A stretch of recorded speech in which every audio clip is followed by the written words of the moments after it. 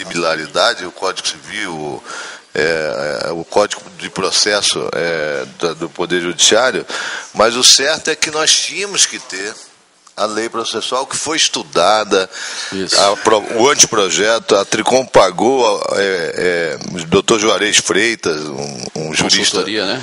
Consultoria, um jurista importante, está lá no TCU, infelizmente ainda não foi. Quer dizer, essa lei processual ela é fundamental para uniformizar todas as decisões processuais dos tribunais no Brasil inteiro.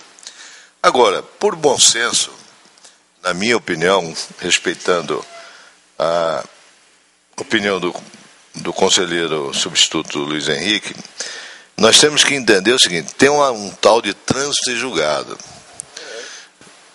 Essa figura jurídica ela é inquestionável, né? Se você não tem uma decisão totalmente, no caso nosso, o trânsito julgado é aqui mesmo, né? Não tem instância superior, né? Mas aqui mesmo precisa estar pronto o julgamento. E o recurso não finalizou o julgamento, então não há trânsito em julgado. Dificilmente um recurso poderia considerar dissecado se ele fosse específico. Se o gestor fizesse um recurso em cima de um item do acordo, né? Aí claramente está diferenciado os demais. Mas quando ele questiona o acordo, é difícil, do ponto de vista jurídico, a gente fazer essa dissecação, porque claro que há coisas que podem não estar, mas é complicado, é uma coisa assim, que fica sem sistema, sem uma coisa mais segura. Na minha opinião, fica uma insegurança jurídica, nós não entendemos dessa forma. Mas isso é um debate que não será esgotado neste momento. Excelência, só gostaria de fazer um esclarecimento em relação... Abro espaço, uma vez que a discussão apresenta diferenças, pois não. Em relação a esses autos, tudo que os eminentes conselheiros estão discutindo não foi levado em consideração. O fato foi que, literalmente, a equipe de auditores pegou por base as contas reprovadas sem levar em consideração o processamento e o julgamento do recurso. Não discutiu-se o mérito, se o recurso suspendeu ou não a eficácia da decisão. Literalmente, os auditores tomaram por base apenas e tão somente as irregularidades das contas julgadas irregulares e reproduziram no processamento das contas anuais. Apenas isso. Não houve nem discussão em relação se há ou não reincidência por conta disso. Perfeito? Esclarecido. Encerrada a discussão, em votação, doutor Luiz Henrique Lima.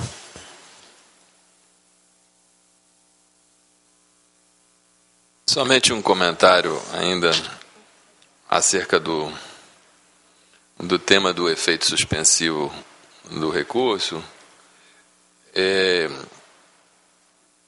Eu reconheço a força da argumentação dos conselheiros Antônio Joaquim, Valdir Teis e do conselheiro substituto Luiz Carlos Pereira. No entanto, eu somente sublinho a minha preocupação com a efetividade das deliberações desta Corte. Porque se a Corte determina, e essas determinações não são consideradas vigentes pela simples apresentação de um recurso,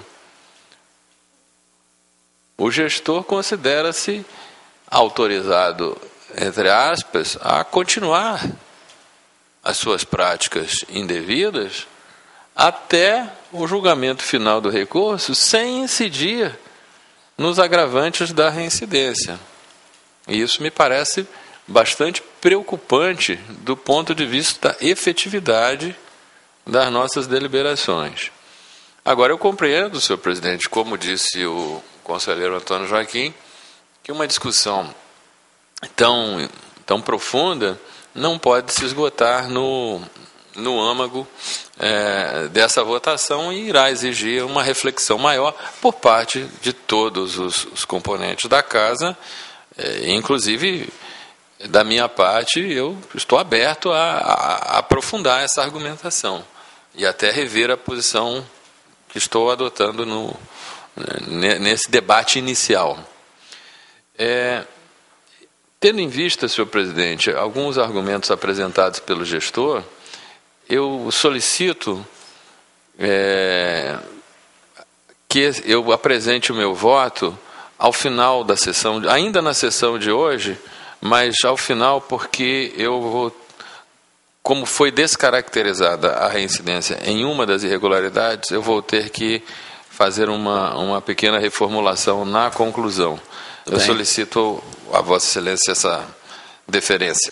O senhor conselheiro substituto Luiz Henrique Lima nos informa que é possível agora fazer a apreciação final do processo número 1 da pauta. Porquanto, passo-lhe a palavra, Excelência. Senhor presidente, senhores conselheiros, senhor Procurador-Geral do Ministério Público de Contas, em virtude dos argumentos e documentos apresentados pela defesa, eu fiz uma modificação no meu voto que consta do sistema. Eu passo a leitura do voto reformulado. Em relação às irregularidades presentes no relatório resumido, eu comunico que eu desconsiderei a irregularidade 1.1. Isso consta do voto anterior. Na medida em que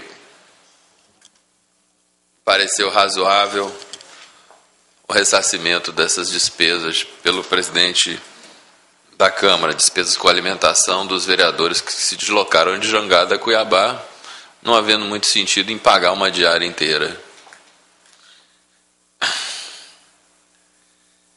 Em virtude das explicações apresentadas pelo advogado da parte, eu acolhi a argumentação relativa à irregularidade número 3, a não adoção de providências para a constituição e arrecadação de crédito tributário, na medida em que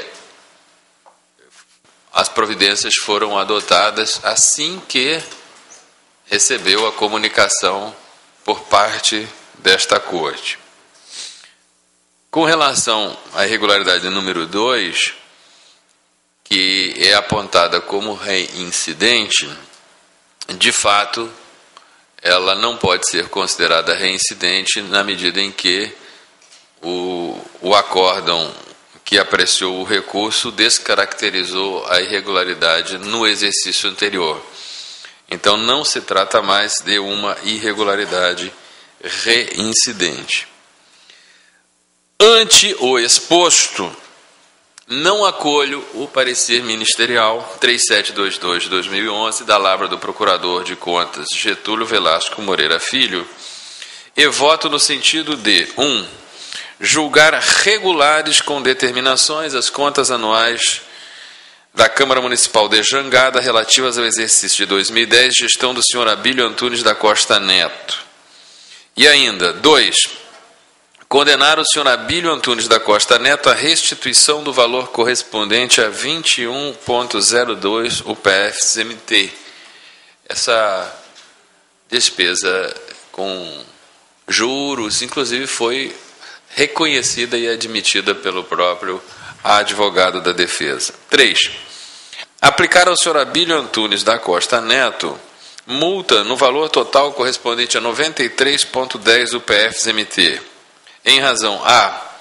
de ato de gestão antieconômico de que resultou dano ao erário, no valor de 2,10 UPF-CMT. Essa é a dosimetria de 10% para os casos de restituição, conforme prescreve a Resolução Normativa 17 de 2010 desta Corte. B. D. Irregularidade na formalização de contratos no valor de 11 UPFs-MT. C.